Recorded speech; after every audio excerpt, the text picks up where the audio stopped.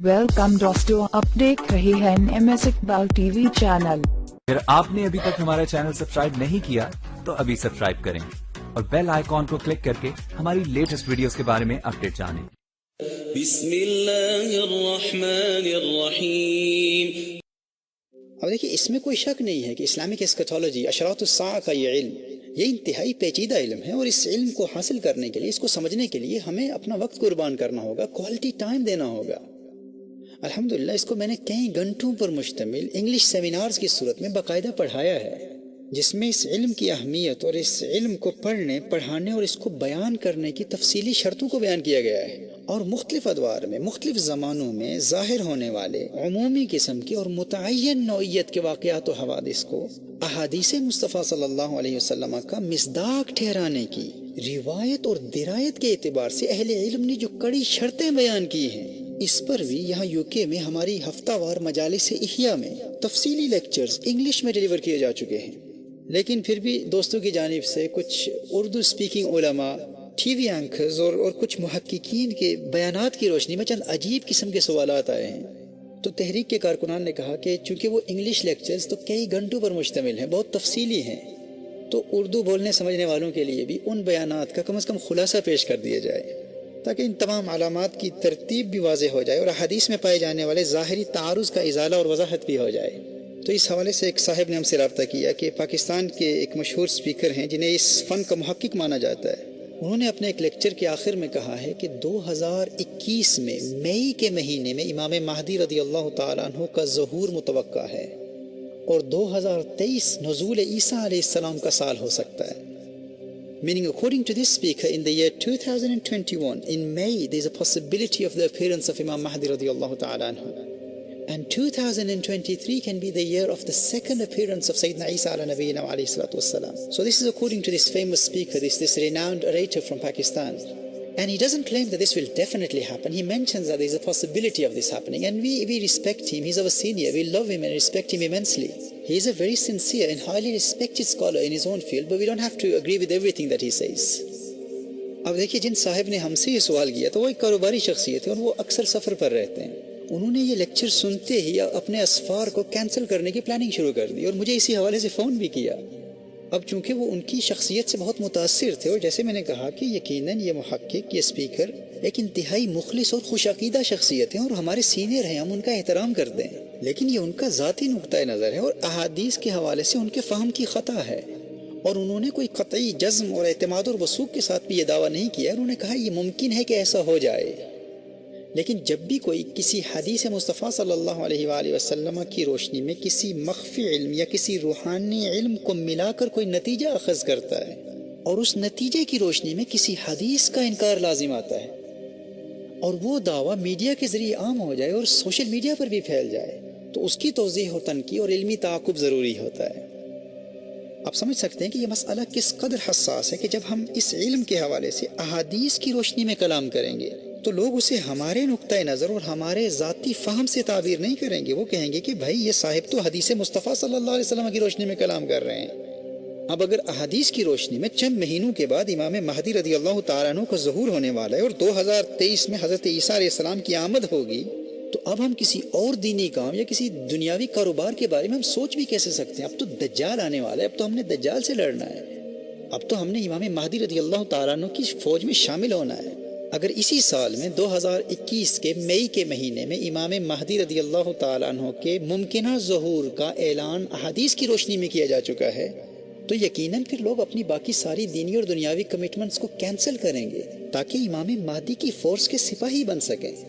तो इस हवाले से मैंने उन साहिब से कहा था कि इस इल्म की रोशनी में बहुत मुश्किल से ये साबित करना तो मुमकिन हो सकता है कि इमाम महदी का 2021 के मई के महीने में ज़हूर हो जाए, लेकिन इसके लिए फिर ये भी तस्लीम करना होगा कि उनके नज़दीक हम इस वक्त फितनाए उमिया के 18 या 12 साल के ज़माने में हैं, जिसका हदीस में जिक्र है। एक हदीस में फितनाए उमिया के हवाले से 18 साल बयान किए गए और एक में 12 साल बयान किए गए। यानी उनके नज़दीक फितनाए सर्रा और फितनाए अहलास और फितनाए दुहैमा का ज़माना गुजर चुका और अब हम उस फितने के दौर में जिसे हदीस में फितनाए उमिया से ताबीर किया गया है। چونکہ اس فتنہ امیہ کے خاتمے پر امام مہدی رضی اللہ تعالیٰ عنہ کی آمد کی پہلی واضح علامت کا ظہور ہوگا، جسے متعدد صحیح احادیث میں بیان کیا گیا ہے۔ صحیح مسلم کی حدیث ہے، سیدنا ابو ہریرہ رضی اللہ تعالیٰ عنہ روایت فرماتے ہیں کہ نبی کریم صلی اللہ تعالیٰ علیہ وآلہ وسلم نے ارشاد فرمایا: لا تقوم الساعة حتى يحسر الفرات عن جبل من ذهب۔ قیامت اس وقت تک قائم نہیں ہوگی جب تک کہ دریائے فرات سے سونے کا پہاڑ نمودار نہ ہو۔ یہ صحیح مسلم کی کتاب الفتن کی حدیث ہے۔ اور الاشاع لاشراط الساعہ یہ امام برزنجی کی کتاب ہے۔ اس علم کے حوالے سے ٹی وی چینلز پر اور سوشل میڈیا پر کلام کرنے والے وہ کم از کم اس کتاب کا مکمل مطالعہ کر لیں۔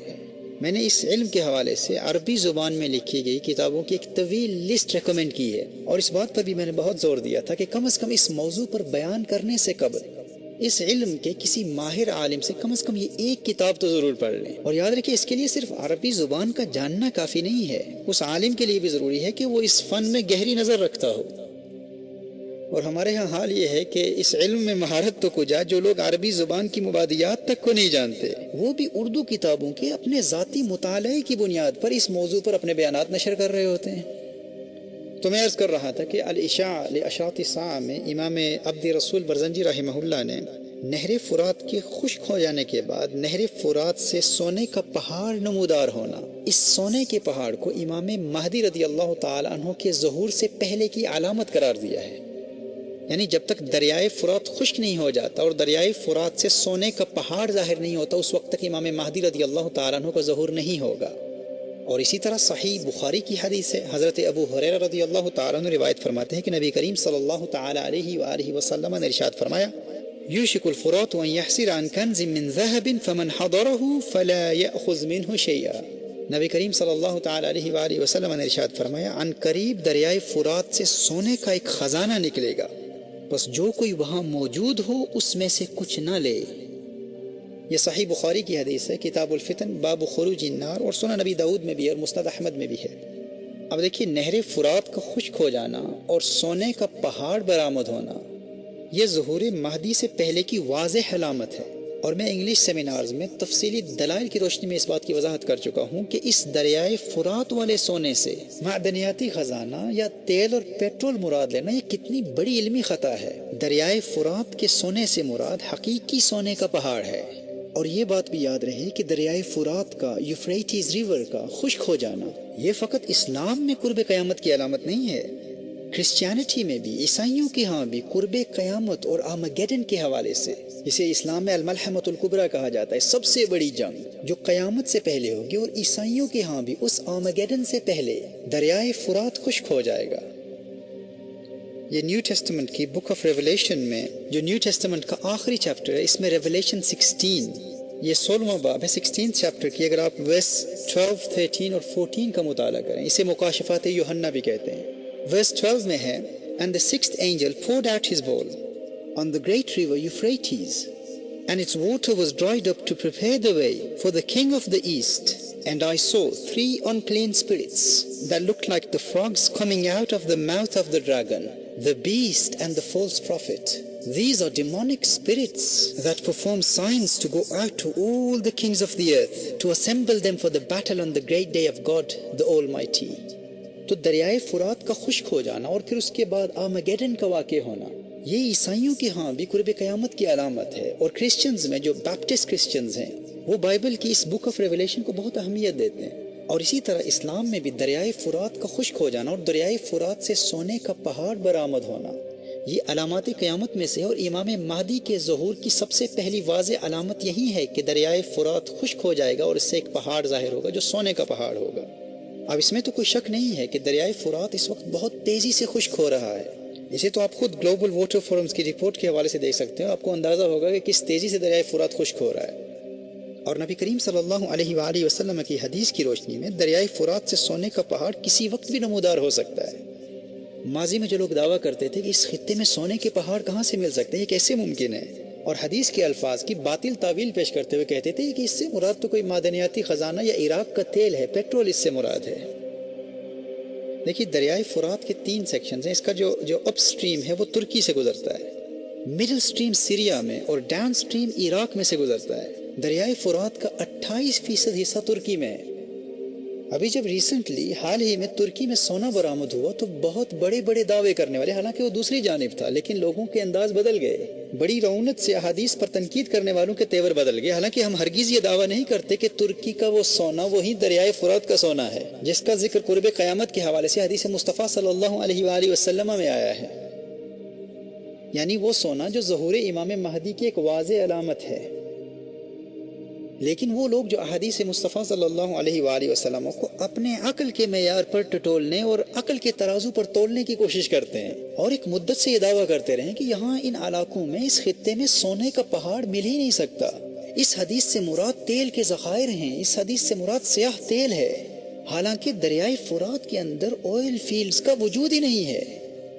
جہاں حدیث کا حقیقی معنی مراد لینا ممکن ہو، وہاں آپ مجازی معنی مراد لے رہے ہیں، اور اپنے فہم سے جس چیز کو ثابت کر رہے ہیں اس چیز کا وجود ہی نہیں ہے، لیکن اس کو ثابت کرنے کی کوشش کر رہے ہیں۔ لیکن جس سونے کے پہاڑ کو نبی کریم صلی اللہ علیہ وآلہ وسلم نے بیان کیا اس کا آپ انکار کر رہے ہیں، اور ایک عرصے تک حدیث مصطفیٰ صلی اللہ علیہ وآلہ وسلم کے حقیقی معنی کا فقط اس لیے انکار کرتے رہے کیونکہ آپ کے نزدیک وہاں سونا مل ہی نہیں سکتا۔ اور یاد رکھیے گا کہ جس زمانے میں بھی یہ سونے کا پہاڑ دریائے فرات سے برآمد ہوگا، اس کے فوراً بعد امام مہدی کا ظہور نہیں ہو جائے گا۔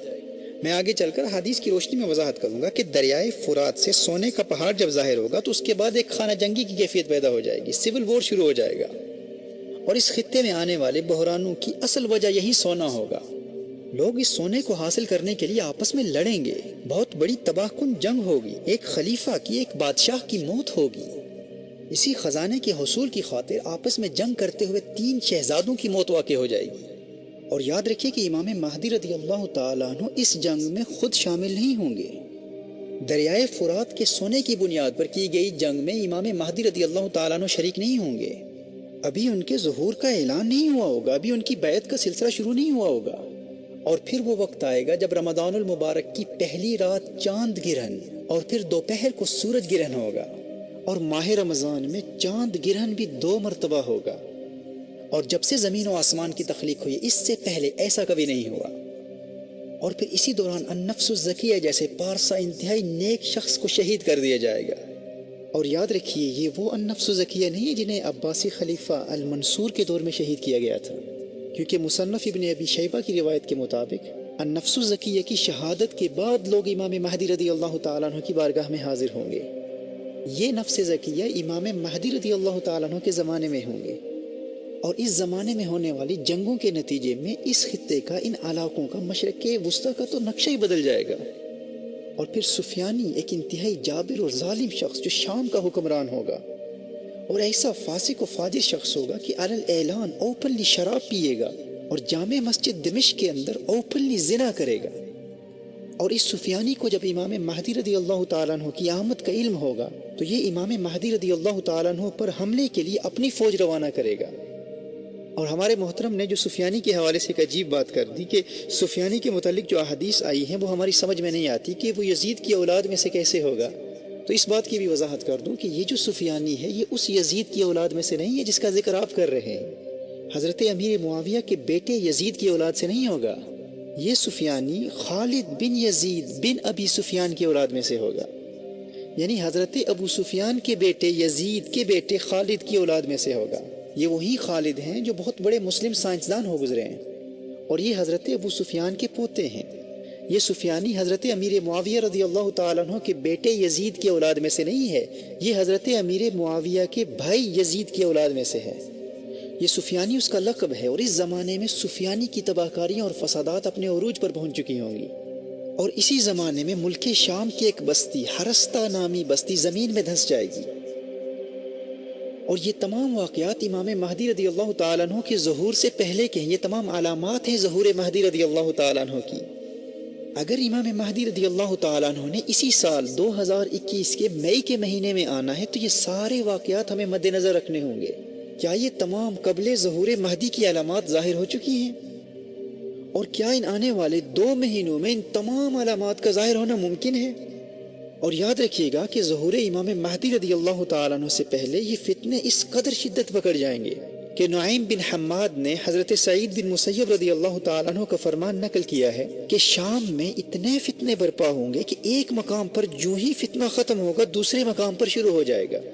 فرمایا اسی دوران فلا تتناهى حتى ينادي مناد من السماء ان اميركم فلان. اس وقت تک یہ فتنے رکیں گے نہیں جب تک آسمان سے ایک منادی کی ندا نہ آ جائے کہ تمہارا امیر فلاں ہے. یعنی امام مہدی رضی اللہ تعالیٰ عنہ کی آمد ہو چکی ہے، ان کا ظہور ہو چکا ہے. یہ حدیث نعیم بن حماد کی کتاب الفتن میں ہے جو امام بخاری اور امام مسلم کے استاد ہیں. اور دوسری روایت میں ہے کہ آسمان سے یہ آواز آئے گی هذا خلیفۃ اللہ المہدی فاسمعوا له واطیعوه. یہ اللہ کا خلیفہ المہدی ہے، اس کی اطاعت کرو. اور یہ آواز مشرق و مغرب میں گونج اٹھے گی، اور اس آواز کی گونج ایسی ہوگی کہ سونے والے بیدار ہو جائیں گے. اس آواز کو سن کر سونے والے اٹھ کھڑے ہوں گے. اور امام مہدی مدینہ منورہ میں ہوں گے اور مدینہ منورہ سے مکہ مکرمہ پہنچ کر اقتدار سنبھالیں گے. اور پھر کچھ وقت گزرنے کے بعد امام مہدی رضی اللہ تعالیٰ عنہ پر حملے کے لیے سفیانی اپنی فوج بھیجے گا، اور سفیانی کی یہ فوج بیدا کے مقام پر زمین میں دھس جائے گی. اب چونکہ سفیانی کی اس فوج کا زمین میں دھس جانا امام مہدی کے ظہور کی علامات میں سے ایک واضح علامت ہے. اہل علم نے احادیث کی روشنی میں اس علامت کو ظہور مہدی کی ایک بڑی اور واضح علامات میں شمار کیا ہے.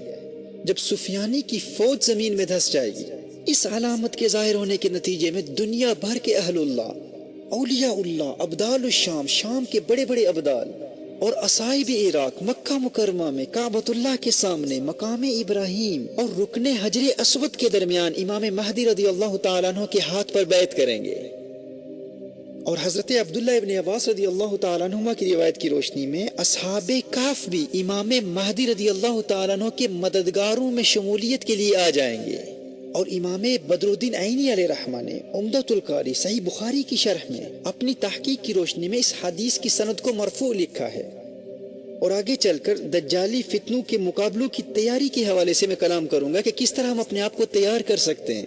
اگر ہم اس وقت زندہ ہوئے یا ہماری اولادیں اس وقت موجود ہوں تو دجالی فتنوں سے بچنے کے حوالے سے ہماری حفاظت کے لیے روحانی اور مسنون طریقے کیا ہیں. اس ضمن میں سورۃ الکہف کی اہمیت اور سورۃ الکہف اور اصحاب کہف کا جو آپس میں باہمی ربط ہے، اس پر انشاءاللہ آگے چل کر تفصیل سے کلام کروں گا. تو میں امام مہدی رضی اللہ تعالیٰ عنہ کے ظہور سے پہلے کی اور بعد کی چند بڑی واضح علامات پر کلام کر رہا تھا.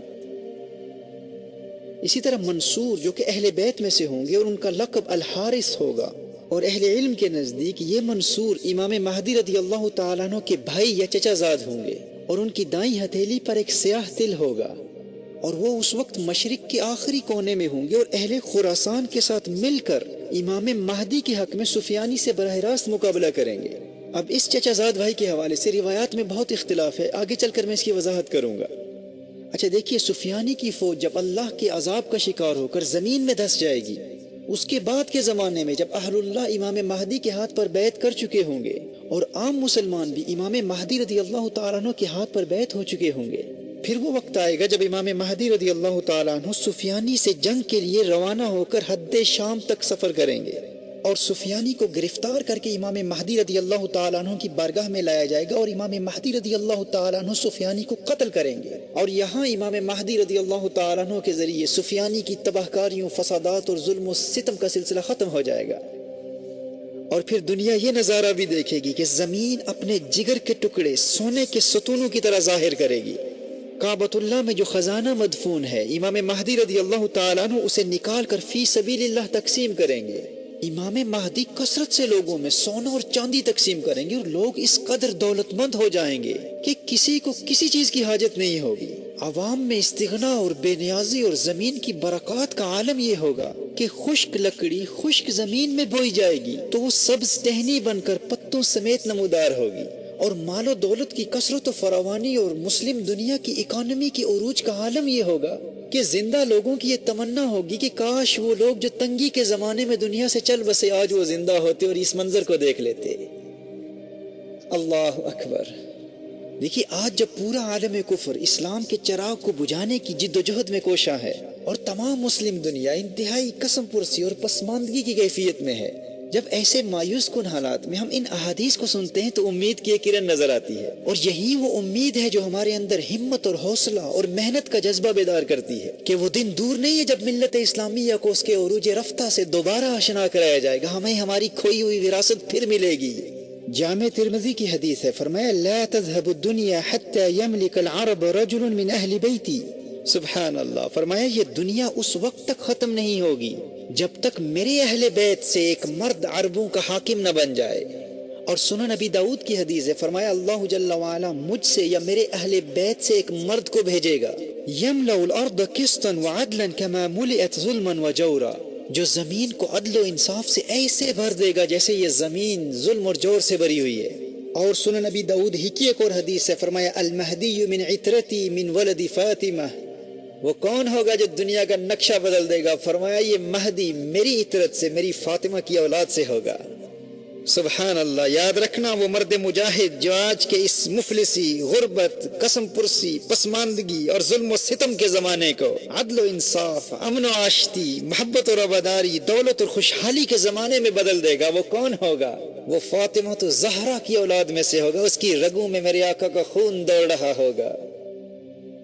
اور امام برزنجی نے الاشاع لاشراط الساعہ میں لکھا ہے کہ یہ وہ دور ہوگا جب آل محمد سے بغض رکھنے والے دنیا سے مٹ جائیں گے، تمام مخلوق اس زمانے میں آل محمد سے محبت کرنے والی ہوگی۔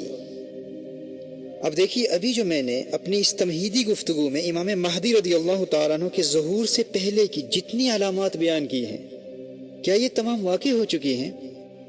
تو اس بات کو ہم کس تناظر میں دیکھیں گے کہ امام مہدی رضی اللہ تعالیٰ عنہ 2021 کے مئی کے مہینے میں آئیں گے، ابھی ہم فروری کے مہینے میں، اور درمیان میں مارچ، اپریل اور پھر مئی کا مہینہ آ جائے گا، درمیان میں صرف 2 مہینے باقی ہیں۔ تو کیا ان 2 مہینوں میں یہ سب کچھ ہو جانا ممکن ہے؟ امام مہدی کے ظہور سے پہلے کی جو علامات میں نے بیان کی ہیں انہیں آپ ریوائنڈ کر کے بار بار سنیں، کم از کم آج کے ان فتنوں کے زمانے میں ہر مسلمان کے لیے ان علامات کا جاننا ضروری ہے، اور اپنے بچوں کو بھی امام مہدی کے ظہور سے پہلے کی علامتیں اور بعد کی علامتیں بھی بار بار سنائیں اور یاد کرائیں۔ This is necessary knowledge for every Muslim. It's the responsibility of the parents to teach their children the signs of Qiyamah in order to protect them from the tribulations of Dajjal, the signs of the Day of Judgment, the signs of Imam Mahdi radiyallahu ta'ala anhu, the appearance of Dajjal, the descent of Sayyidina Isa ala nabiyyina wa alayhi salatu wassalam, and the sequence of the manifestation of these events. تو میں یہ عرض کر رہا تھا کہ کیا ان 2 مہینوں میں ان تمام علامات و حوادث کا وقوع پذیر ہو جانا پاسبل ہے؟ اچھا، اگر ہم برسبیل تنزل یہ تسلیم بھی کر لیتے ہیں کہ ان 2 مہینوں میں یہ دریائے فرات کا خشک ہو جانا اور سونے کا پہاڑ نمودار ہونا اور یہ تمام واقعات و حوادث اور یہ ساری جنگیں ہو جائیں گی اور ان تمام ممالک کا جغرافیائی اور سیاسی نقشہ ہی بدل جائے گا، اور اسی سال میں ان 2 مہینوں کے بعد مئی کے مہینے میں امام مہدی رضی اللہ تعالی عنہ کا ظہور متوقع ہے، اگر ہم فراگمنٹ سے کسے ایکسیپٹ بھی کر لیتے ہیں، اسے قبول بھی کر لیتے ہیں، تو میں یہ پوچھنا چاہتا ہوں کہ پھر ہم یہ کیسے مان لیں کہ 2023 میں 2023 میں حضرت عیسیٰ علیہ السلام کا نزول ہوگا؟ یہ جو کہا گیا ہے کہ 2021 میں حضرت امام مہدی رضی اللہ تعالی عنہ کے ظہور کی توقع ہے، اور 2023 میں حضرت عیسیٰ علیہ السلام کے نزول کو ایکسپیکٹ کیا جا رہا ہے، اور اس کے لیے احادیث بھی پیش کی جا رہی ہیں، اور پھر احادیث کے ساتھ کچھ روحانی علوم، کچھ علم الاعداد اور مخفی علوم کا سہارا بھی لیا جا رہا ہے۔ ہم دیگر روحانی اور مخفی علوم کے قائل ہیں، ہم ان کا انکار نہیں کرتے، لیکن جب ان علوم سے اخذ کیے گئے نتائج صریح احادیث سے ٹکراتے ہیں تو ان کو ایکسیپٹ نہیں کیا جا سکتا۔ دیکھیے، میں انشاءاللہ صحیح احادیث کی روشنی میں وضاحت کروں گا کہ امام مہدی رضی اللہ تعالیٰ عنہ کے ظہور کے بعد ان کا دور حکومت کم از کم 7 یا 9 سال تک ہوگا۔ اب اسی عرصے میں خراسان سے کالے جھنڈے والوں کی فوج امام مہدی کی مدد کے لیے آئے گی، اور پھر غزوہ ہند بھی اسی زمانے میں ہوگا، اور امام مہدی کے دور میں غزوہ ہند کا انکار کرنے والوں کا بھی مدلل علمی جواب میں پہلے دے چکا ہوں۔ غزوہ ہند بھی اسی امام مہدی کے دور میں ہوگا، پھر اسی زمانے میں بیت المقدس بھی فتح ہوگا۔ یہ امام مہدی کی فتوحات کا دور ہوگا، امام مہدی بڑی بڑی حکومتوں کا تختہ الٹ دیں گے، اور اسی میں مدینہ منورہ کی ویرانی اور بیت المقدس کے آباد ہونے کا زمانہ بھی ہے، اور پھر دنیا بھر کے یہود اصبہان کے علاقے یا اصفہان کے علاقے یہودیہ میں آباد ہو جائیں گے، جو کہ آج کے ایران میں ہے۔ بیت المقدس فتح ہو چکا ہوگا اور امام مہدی رضی اللہ تعالیٰ عنہ کا غلبہ دیکھ کر دنیا بھر کے یہودی اپنے مسیحا جسے ہم دجال کہتے ہیں اس کے انتظار میں ایران کے علاقے اصبہان میں یہودیہ کے مقام پر جمع ہو جائیں گے. اور یہ علاقہ آج بھی موجود ہے اور یہ اصبہان کو اسبہان بھی کہا جاتا ہے اور اصفہان اور اصفہان بھی پڑھا جا سکتا ہے. اور اس کی وضاحت امام نووی رحمہ اللہ اور دیگر اہل علم نے کی ہے. وَأَمَّا أَصْبَهَانَ فَهِيَ بِفَتْحِ الْحَمْزَةِ وَكَسْرِهَا وَبِالْبَاءِ وَالْفَاءِ كَمَا قَالَ النَّوَوِي رحمہ اللہ فی شرح مسلم. اور آج عام طور پر اصفہان یا اصفہان ہی مشہور ہے. اور یہ یہودیہ کا علاقہ آج کے ماڈرن ڈے ایران کے اصفہان میں آج بھی پایا جاتا ہے اور وہاں پر آج بھی یہود آباد ہیں. اور یہی وہ یہودیہ کا ایریا ہے جہاں دنیا بھر سے یہود ہجرت کر کے جمع ہو جائیں گے. دیکھیے اس زمانے میں تمام یہودی متحد ہو چکے ہوں گے اور اسرائیل کی ریاست کے حوالے سے دور حاضر کی یہودیوں میں جو اختلافات پائے جاتے ہیں یہ اختلافات ختم ہو جائیں گے. آج کے زائنسٹ یہود اور آرتھوڈکس یہود آپس میں متحد ہو جائیں گے کیونکہ زائنسٹ یہودی صہیونی یہودی اس وقت ہیکل سلیمانی کی تیسری تعمیر کے لیے جدوجہد کر رہے ہیں. ان کا نظریہ یہ ہے کہ جب ہم اسٹیٹ آف اسرائیل کو مکمل طور پر قائم کر لیں گے تو پھر ہمارا مسیحا آئے گا. جبکہ آرتھوڈکس جوز آرتھوڈکس یہود ان کا یہ دعویٰ ہے کہ جب ہمارا مسیحا آ جائے گا تو وہ خود آ کر ہمیں ہمارا حق دلوائے گا اور ہمیں اس ریاست میں آباد کرے گا. تو یاد رکھیے خروج دجال کے زمانے میں یہ سارے متحد ہو جائیں گے کیونکہ پھر آرتھوڈکس یہود بھی کہیں گے کہ ہمارا مسیحا تو آ چکا ہے کیونکہ بیت المقدس فتح ہو چکا ہے. امام مہدی رضی اللہ تعالیٰ عنہ نے اقتدار سنبھال لیا ہے. اب وہ اپنے نظریات کے مطابق اپنے مسیحا کے ساتھ مل کر سارے متحد ہو کر یروشلم کے حصول کی جدوجہد کریں گے. اور اس زمانے میں یہ تمام روایت پسند یہودی اور تمام صہیونی تمام زائنسٹ اور آرتھوڈکس یہود اور ان کی تمام برانچیز حریدی مسورتی ہیلونی ڈاتی جنہیں انگلش میں الٹرا آرتھوڈکس اور کسی کو ریلیجیس اور کسی کو ٹریڈیشنل جوز اور کسی کو سیکولر جوز کہا جاتا ہے اور اسی طرح کنزرویٹیو اور ریفارم یہود اور ان کی جتنی بھی سب ڈویژن جتنی بھی مختلف اقسام پائی جاتی ہیں چھوٹی برانچیز پائی جاتی ہیں ان میں جتنے بھی لوگ اس دور میں یہودی مشن کے ساتھ مخلص ہو جائیں گے یہ تمام اصبہان میں یہودیہ کے علاقے میں اپنے مسیح کے پرچم تلے اور ہماری اسلامی روایت کی روشنی میں دجال کے پرچم تلے اپنے تمام اختلافات کو مٹا کر متحد ہو جائیں گے. اور پھر جب دجال کے فتنوں کا زمانہ آئے گا تو دجال وہاں سے 70,000 یہودیوں کو لے کر خروج کرے گا اور پوری دنیا میں اپنے فتنے پھیلائے گا. اور یہاں اس بات کی بھی تنقیح کر دوں کہ دریائے فرات کے سونے کے لیے جو جنگ ہوگی اس میں امام مہدی رضی اللہ تعالیٰ عنہ شامل نہیں ہوں گے لیکن ان 7 سالوں کے دور حکومت کے آخر میں جب الملحمۃ الکبریٰ ہوگا جب سب سے بڑی جنگ لڑی جائے گی جسے بائبل میں آرمگیڈن کہا گیا ہے اس جنگ میں امام مہدی رضی اللہ تعالیٰ عنہ شامل ہوں گے لیکن اس آرمگیڈن میں اس الملحمۃ الکبریٰ میں دجال شامل نہیں ہوگا. آپ سمجھ رہے ہیں نا کہ دریائے فرات کے سونے کی حصول کی جنگ میں امام مہدی رضی اللہ تعالیٰ عنہ شامل نہیں ہوں گے لیکن اپنی 7 سالہ یا 9 سالہ دور حکومت میں ہونے والے الملحمۃ الکبریٰ میں امام مہدی رضی اللہ تعالیٰ عنہ شامل ہوں گے. پر اس الملحمۃ الکبریٰ اس سب سے بڑی عالمی جنگ میں دجال شامل نہیں ہوگا. یہ ترتیب اگر آپ یاد کر لیں گے نا تو آگے چل کر احادیث کو سمجھنا اور احادیث کے ظاہری تعارض کے ازالے کے لیے یہ ترتیب آپ کے لیے بہت مفید ہوگی. تو اس الملحمۃ الکبریٰ میں امام مہدی رضی اللہ تعالیٰ عنہ خود مسلمانوں کی قیادت کر رہے ہوں گے اور کچھ روایات کی روشنی میں الملحمۃ الکبریٰ امام مہدی رضی اللہ تعالیٰ عنہ کے دور حکومت کے 7ویں سال میں ہوگا. اور یہی وہ سب سے بڑی جنگ ہے جس میں اسلام کے خلاف اہل روم 80 جھنڈوں کے نیچے اور ہر جھنڈے کے تحت 12,000 فوجی ہوں گے یعنی 9,60,000 کی فوج کے ساتھ اہل روم مسلمانوں سے جنگ کریں گے. اور یہ ایسی خوفناک اور تباہ کن جنگ ہوگی کہ تاریخ انسانی میں کبھی ایسی جنگ نہیں ہوئی.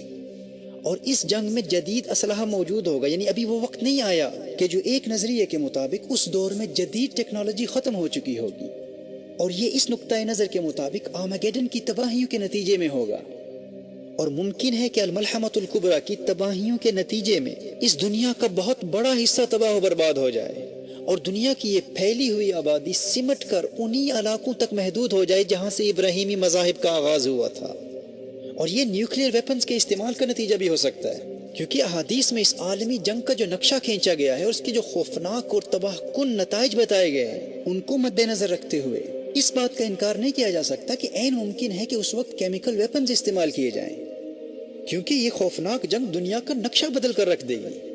اور اس جنگ کے نتیجے میں جب جدید ٹیکنالوجی ختم ہو جائے گی تو پھر ممکن ہے کہ وہی قدیم تلواروں اور اونٹوں اور گھوڑوں والا زمانہ پھر لوٹ کر آ جائے، کیونکہ احادیث اسی پر دلالت کرتی ہیں۔ جو احادیث میں تلواروں اور گھوڑوں کا ذکر آتا ہے تو کچھ نادان یہ کہتے ہوئے نظر آتے ہیں کہ اس زمانے میں تلواروں کا تصور کہاں ہوگا، ہمارے دور کی جنگیں تو ایسے نہیں ہوتی جیسے ماضی میں ہوتی تھی۔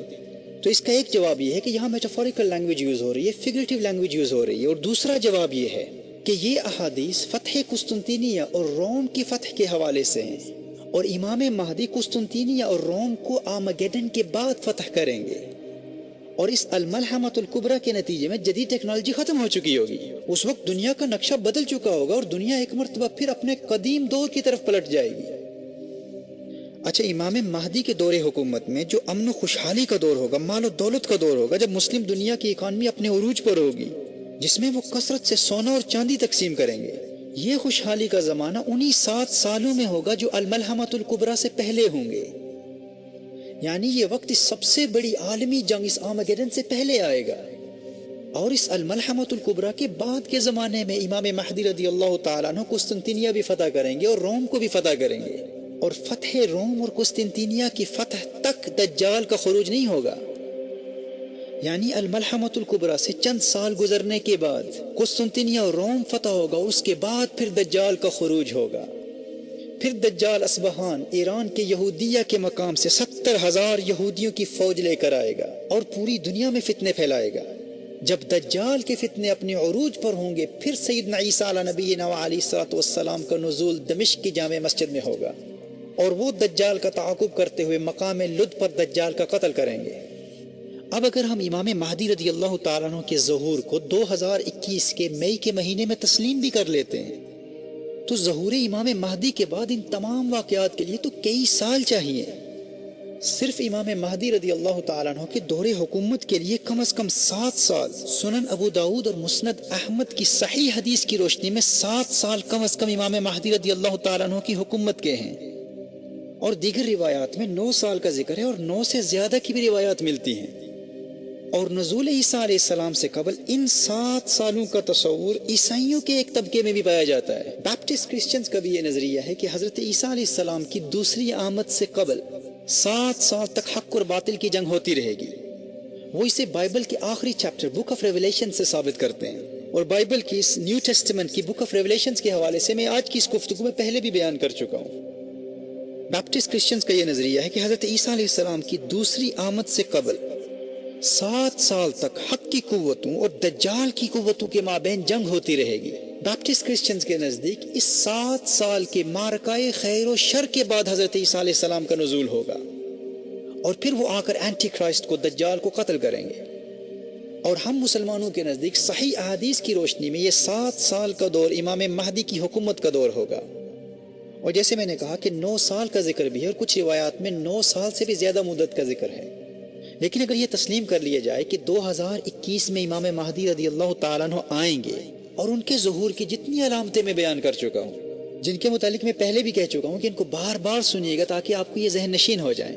اگر آپ پھر سنیں گے تو آپ کو اندازہ ہوگا کہ ان 2 مہینوں میں ان تمام علامتوں کا ظاہر ہو جانا بہت مشکل ہے، لیکن اگر ہم اس کو تسلیم بھی کر لیں تو پھر بھی حضرت عیسیٰ علیہ السلام کے نزول تک کے زمانے کے لیے کم از کم 10-12 سال تو لگیں گے نا، اور یہ بھی کم از کم مدت بیان کر رہا ہوں۔ کم از کم 7 سال امام مہدی کا دور حکومت، پھر آرمگیڈن کا واقع ہونا، پھر 61 سالی کا زمانہ، پھر 3 سالوں کا گزر جانا، پھر قسطنطینیہ کا فتح ہونا، پھر روم کا فتح ہونا، پھر دجال کا خروج، پھر دجال کے فتنوں کا زمانہ، پھر سیدنا عیسیٰ علیہ نبینا علیہ الصلوۃ والسلام کا نزول ہوگا۔ تو اگر یہ کہا جاتا کہ 2021 میں امام مہدی رضی اللہ تعالیٰ عنہ کی ظہور کی توقع کی جا سکتی ہے، اور 2035 میں حضرت عیسیٰ علیہ نبینا علیہ الصلوۃ والسلام کی آمد کی توقع کی جا سکتی ہے، تو پھر ہم اس دعوے کو کم از کم دلائل کی روشنی میں اس دعوے کا جائزہ لیتے۔ لیکن صحیح احادیث کی روشنی میں 2023 میں تو یہ کسی صورت میں ممکن ہو ہی نہیں سکتا۔ اب ہمارے جو دوست ہمیں سمجھانے کی کوشش کرتے ہیں، اور وہ تمام سننے والے جو آج کی اس گفتگو کو سن رہے ہیں، میں ان سے بھی یہ عرض کرتا ہوں کہ آپ کی آسانی کے لیے میں نے جو احادیث مصطفیٰ صلی اللہ علیہ وآلہ وسلم کی روشنی میں قیامت کی علامات کی ترتیب کا جو نقشہ کھینچا ہے، جسے میں نے ایک ایکرونیم، ایک مخفف کی صورت میں آپ کی بارگاہ میں پیش کیا ہے، پہلے آپ آخر الزمان کی ان 4 پہلی علامتوں کی ترتیب کو تو سمجھ لیں، اسے ذہن نشین کر لیں، پھر آگے چل کر ہم مزید دلائل سے وضاحت کریں گے۔ جیسے میں نے آج کی گفتگو کے آغاز میں آپ کو بتایا کہ لفظ مدعی یاد کر لیں، میم سے مہدی، دال سے دجال، عین سے عیسیٰ، یہ سے یاجوج ماجوج۔ مدعی، سب سے پہلے امام مہدی آئیں گے، پھر دجال آئے گا، پھر حضرت عیسیٰ علیہ نبینا علیہ الصلوۃ والسلام آئیں گے، پھر آخر میں یاجوج ماجوج کا خروج ہوگا۔ پہلے آپ ان چار کی ترتیب کو یاد کر لیں، اور پھر ہر ایک سے پہلے کی علامات، اور پھر ہر ایک سے پہلے کی اور بعد کی بڑی بڑی علامات ہیں، اور پھر ان چار کے بعد وہ بڑی علامات قیامت ہیں جنہیں میں نے گفتگو کے بالکل آغاز میں بیان کیا تھا، اور آگے چل کر مزید تفصیل سے ان پر بھی کلام ہوگا۔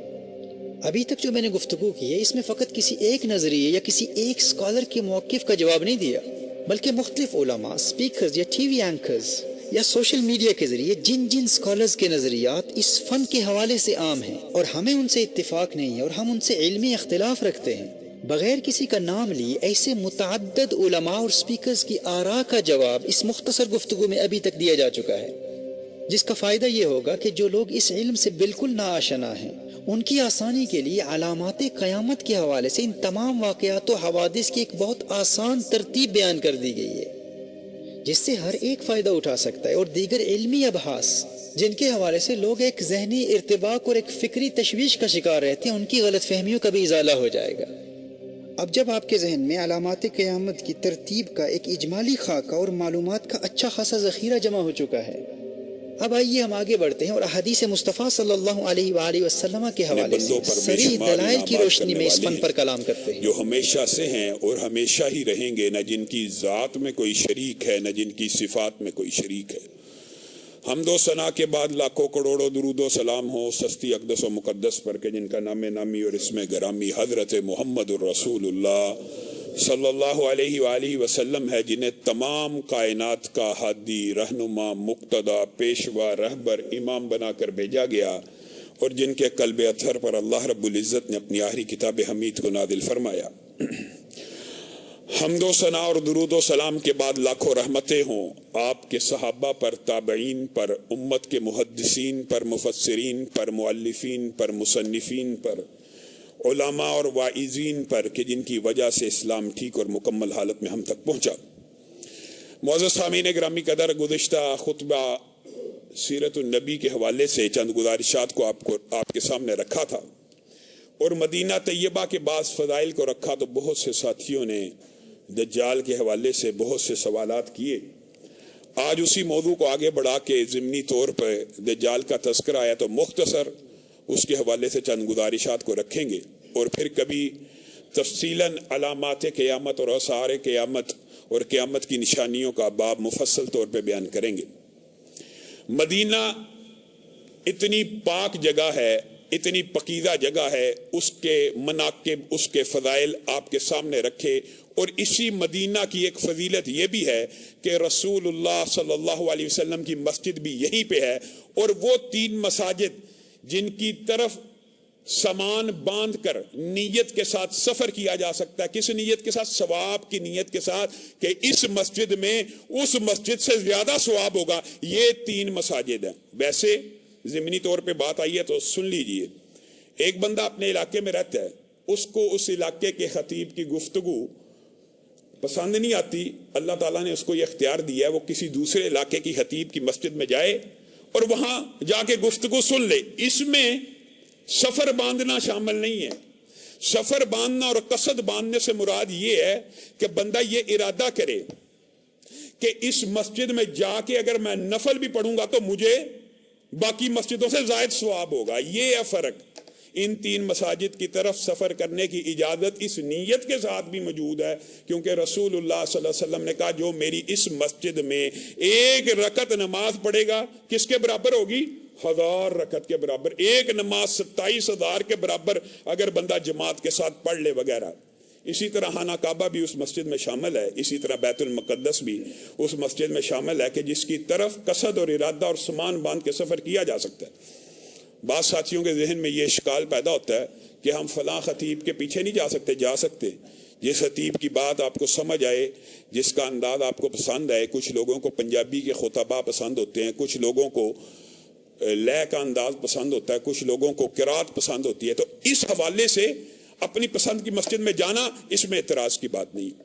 तो रसूलुल्लाह सल्लल्लाहु अलैहि वसल्लम की इस मस्जिद के अंदर एक नमाज 1000 नमाज के बराबर है, और यहीं पे वो मकाम है जिसके बारे में हदीस में आता है कि मेरे घर और मिंबर के माबैन जो जगह, वो जन्नत के बागों में से एक बाग है। मेरे भाइयों, आज जो बात आपने समझनी है ना, वो मुनकिरीन हदीस, मुलहदीन, लिबरल माफिया, गामदी टाइप के स्कॉलर्स, इनका एक खास प्रोपोगंडा हदीस के ऊपर हमला करने का।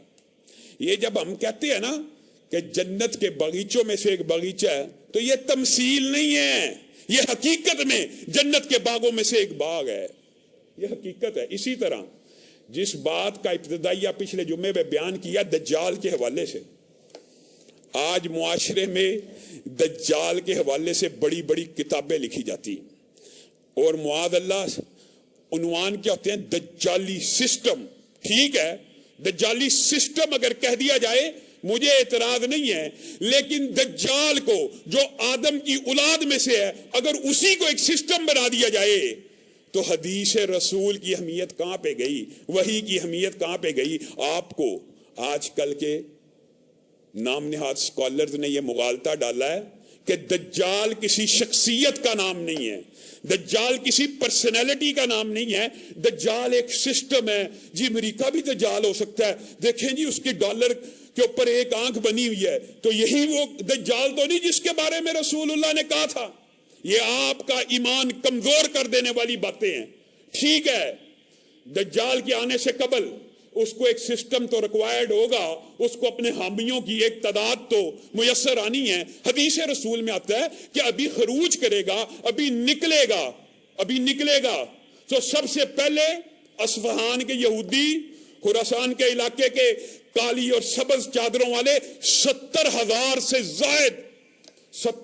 से जायद इब्तदाई तौर के ऊपर उसके ऊपर ईमान ले आएंगे। अभी निकलेगा, अभी सिर्फ निकलेगा तो ईमान लाया जाएगा। गोया उसके हमायती तो, उसके जानिसार तो हो सकता है कि वो किसी मिशन के ऊपर हो, किसी स्ट्रगल में हो, किसी मेहनत के ऊपर हो। और अगर आप यहूदियों की किताब तालमूद का, बात लंबी हो जाएगी, मैं मुख्तसर आपके सामने हाका रखता हूं, तालमूद का मुतालिया करें तो आपको पता लगेगा यहूदी एक मसीहा का इंतजार कर रहे हैं। क्यों, किस बुग़्ज़ में, किस हसद में?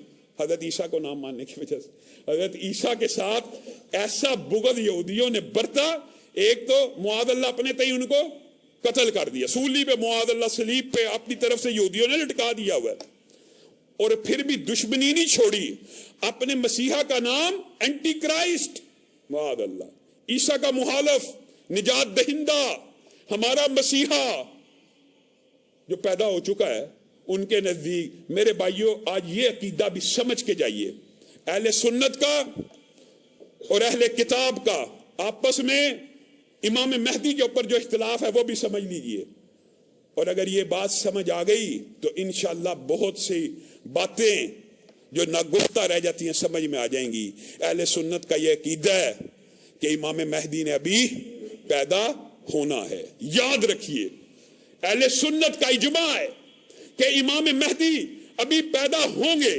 बाप का नाम अब्दुल्ला, वालिदा का नाम आमिना होगा, अभी पैदा होंगे।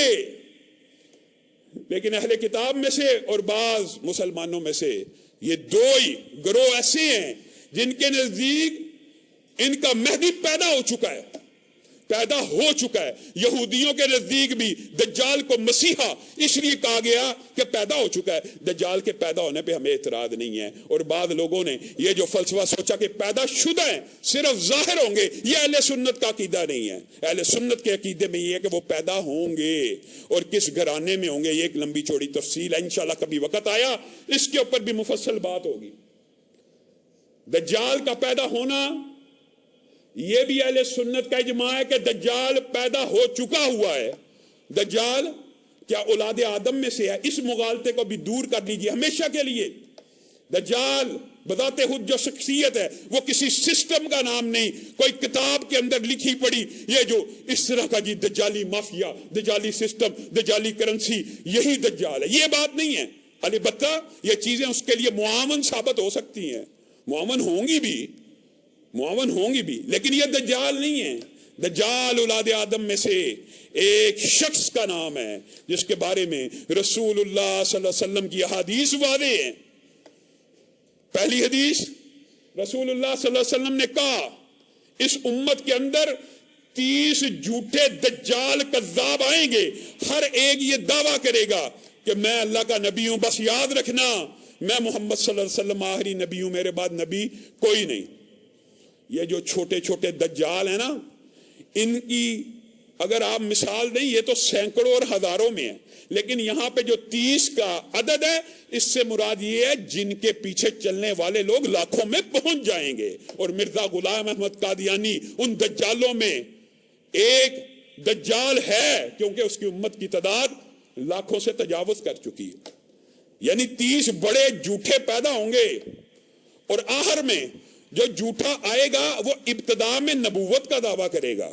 यानी दज्जाल इब्तिदाई तौर पे आके ये नहीं कहेगा मैं रब हूं, इब्तिदाई तौर पे वो भी नबूवत ही का दावा करेगा, लेकिन जब उसकी नबूवत के दावे को लोग वेलकम करते जाएंगे तो फिर वो खुदाई का दावा भी कर बैठेगा।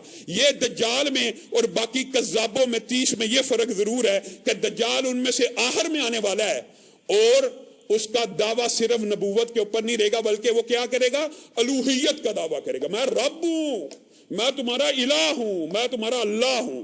मेरे भाइयों, सुनने को आज आपको हो सकता है ये बात बड़ी अचंभे की लगे कि कोई बंदा आके के मैं रब हूं, तो लोग उसके ऊपर ईमान कैसे लाएंगे। लेकिन मेरे भाइयों, आज आपने गौर करना है, अल्लाह की कसम, हमारी मुसलमान उम्मत की हालत तो ये है कि हम छोटे छोटे काहिन, छोटे छोटे जादूगर, छोटे छोटे शोबदाबाद लोगों के ऊपर भी इस तरह ईमान लेके आते हैं जैसे वलीउल्लाह हैं। जो बंदा काहिन है, शैतान जेरे तसल्लुत है, शैतान के जरिए आपके साथ पैदा होने वाले करीन से खबरें लाता है, आप उसके पास चले जाएं, वो आपको बताएगा तू घर से ये खा के आया है, तूने बचपन में ये किया, 5वीं क्लास में था ये हुआ, 10वीं में था ये हुआ। आपके दिल में कोई और ख्याल नहीं आएगा, आप कहेंगे ये वलीउल्लाह है। वो काहिन है, बदबख्त, वो जादूगर है, उसने शयातीन को अपने कब्जे में लिया हुआ है। अगर आप इस छोटे लेवल के काहिन को वलीउल्लाह समझते हैं, तो वो जो बड़ा दज्जाल होगा, जिससे पास इस्तदराज की बात ऐसी कुव्वतें होंगी, हदीस में आता है, बंदे से पूछेगा मेरे पे ईमान लेके आते हो, मैं रब हूं, नहीं लाता, अगर मैं तेरे बाप को कब्र में से जिंदा कर दूं, लेके आएगा, हाँ लेके आऊंगा, क्योंकि ये रब की सिफत है। वो एक जिन को हुक्म देगा कि इसके बाप का हुलिया बदल के निकल के सामने खड़ा हो जा। जिन शैतान उसके बाप का हुलिया बदल के आ जाएगा सामने और उसको उसके बाप की बातें बताएगा। वो बंदा बेचारा बहक जाएगा कि यही मेरा रब है, ये मेरा बाप इसने जिंदा कर दिया। मेरे भाइयों, इसलिए अहले तौहीद के उलमा जब आपको ये बात समझाते हैं, हमारा क्या मकसद है, आप इस नजरिए को तो हासिल करें कि जो बंदा हवाओं में उड़े, फिजाओं में उड़े, पानी पे चले, आग में चलने का दावा करे, वो वलीउल्लाह तो बड़ी दूर की बात है, वो दुनिया का सबसे बड़ा जादूगर, काहिन और शैतान तो हो सकता है, अल्लाह का वली नहीं हो सकता। आप कहते हैं जी वो जी बुजुर्ग मुआद अल्लाह, वो जी वाह में उड़ते थे, बुजुर्ग थे, वलीउल्लाह थे। किसी वलीउल्लाह को यह क्लेम करने की कभी जरूरत नहीं पड़ती, यह कुलिया भी याद रखिए। किसी वलीउल्लाह को यह क्लेम, वलायत वो मनसब नहीं है कि जिसका इबलाग नबूवत की तरह किया जाए। यह आपको किसी ने मुगालता डाला हुआ है। वलीउल्लाह के ऊपर अल्लाह ताला ने यह लाजिम और फर्ज नहीं किया कि वो लोगों को जाके कहता फिरे कि मैं वलीउल्लाह हूं, मेरे पे ईमान लेके आओ। जो बंदा यह बात कहे मैं वलीउल्लाह हूं, मैं वलीउल्लाह हूं, याद रखिए वो दुनिया का सबसे बड़ा झूठ है, और वलीउल्लाह को कभी क्लेम करने की जरूरत नहीं पड़ती कि मैं वलीउल्लाह हूं। ये बात याद रखिएगा। जो बंदा खुद के अपने बारे में जी मैं वलीउल्लाह हूं, वो झूठा है, कज़्ज़ाब है, वो जादूगर, जिन, काहन तो हो सकता है। और आप ये समझते हैं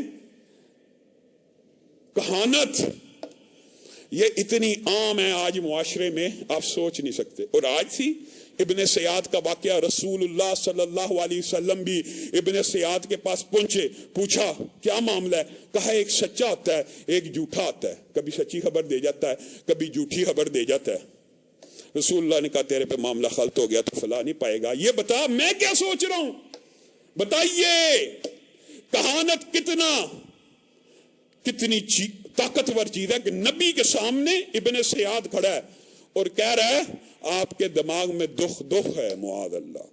اور رسول اللہ صلی اللہ علیہ وسلم اس وقت سورہ دخان سوچ رہے تھے۔ رسول اللہ نے کہا تو صرف ابتدائی میں ٹھوکر کھا گیا، تیرا معاملہ خلط ہو گیا۔ بات آپ کو بتلانے کا مقصد یہ ہے، پھر رسول اللہ صلی اللہ علیہ وسلم نے امت کو ایک رہنمائی بھی کی۔ کیا کہا؟ جو میری امت میں سے کسی کاہن کے پاس گیا، وہ کاہن کس کو کہتے ہیں؟ جو آپ کو آپ کی ماضی کی خبریں بتلائے، مستقبل کی نہیں، ماضی کی خبر۔ میرے ساتھ جو جن پیدا ہوا اس کو میرا سارا ماضی پتہ ہے۔ ماضی کی خبر بتلانا کہانت کا ایک عام سا کلی ہے۔ کاہنوں نے اپنے کرین اور شیطان کے ساتھ معاہدہ کیا ہوتا ہے کہ تو ریلیکس ہے، میں یہ بد عملی کر چکا ہوں، میں جہنمی ہونا لکھا گیا، پیکٹ ہوتا ہے، آپس میں کلام کرتے ہیں، فلاں بندے کے ساتھ جو جن ہے اس سے خبر لا کے دے، وہ کیا کر کے ہے، وہ بندہ داخل ہوتا ہے حجرہ شریف میں معاذ اللہ، اور وہ کہتا ہے تو یہ کھا گیا ہے، تیرے بچپن میں یہ واقعہ ہوا۔ یہ کہانت ہے، یہ جادوگری ہے۔ رسول اللہ صلی اللہ علیہ وسلم نے کہا میری امت میں سے جو کوئی کاہن کے پاس گیا، عراف کے پاس گیا، نجومی کے پاس گیا، رمل کرنے والے کے پاس گیا، رسول اللہ تو امت کو یہ بتلا کے گئے ہیں 40 دن اس کی نماز بھی قبول نہیں ہے، 40 دن نماز پڑھے گا، نماز پڑھنا پھر بھی فرض رہے گا امتی کے اوپر، لیکن 40 دن کی پلنٹی ہے، نامہ اعمال میں سے کاٹ دی جائے گی۔ کیوں؟ یہ کاہن کے پاس گیا، عراف اور نجومی کے پاس گیا۔ آپ کہتے ہیں نہیں جی وہ جی بڑے پہنچے ہوئے بزرگ ہیں۔ یہ پہنچے ہوئے بزرگ کسی اور کام میں پہنچے ہوئے ہوتے ہیں، شیاطین کے ساتھ اتنے گہرے روابط ہوتے ہیں کہ آپ کے ماضی کے سارے باتیں آپ کو بتلا دیتے ہیں۔ آپ کہتے ہیں یہ ولی اللہ۔ بھائی ولی اللہ کا ماضی کی باتوں کے ساتھ کیا تعلق ہے؟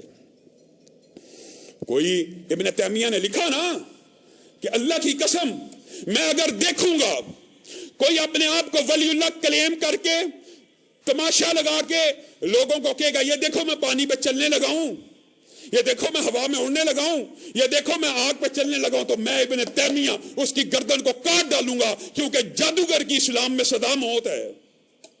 آپ اور میں اس کو کیا کہیں گے؟ یہ جی بڑا پہنچا ہوا بزرگ ہے، یہ بڑا ولی اللہ ہے۔